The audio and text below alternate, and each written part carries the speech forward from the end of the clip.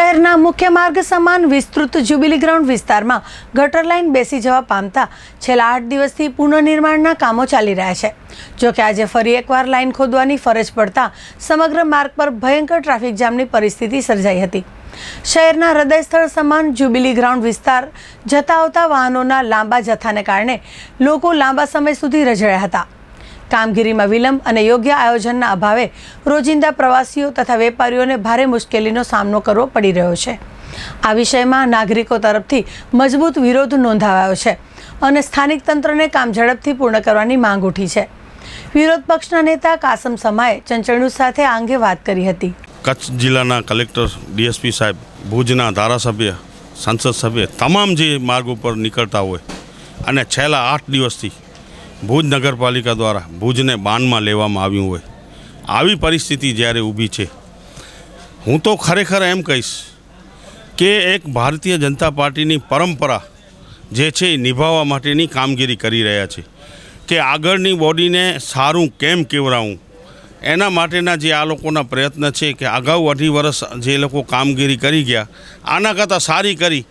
એવી સાબિત કરવા માટેની આ નિષ્ફળ વહીવટ જે તમે જોઈ શકો છો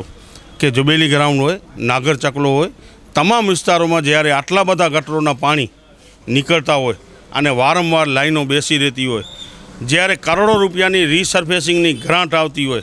તો એક બાજુ રસ્તો રિપેર કરવું, બીજી બાજુ રસ્તો તોડવું, વળી પાછો રિપેર કરવું, વળી પાછો તોડવું, એક આ પરંપરા તમે જોઈ શકો છો કે એક પરંપરા જે નગરપાલિકામાં ચાલી રહી છે એ ખરેખર આ લોકોનો એક નિષ્ફળ શાસન છે, એનો પરિણામ છે। કારણ કે જો આ સારી કામગીરી દેખાડશે તો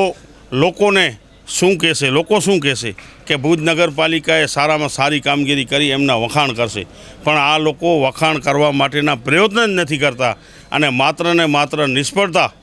એ લોકોના જ્યારે ખંભે હોય। એક તો તમે જોઈ શકો છો કે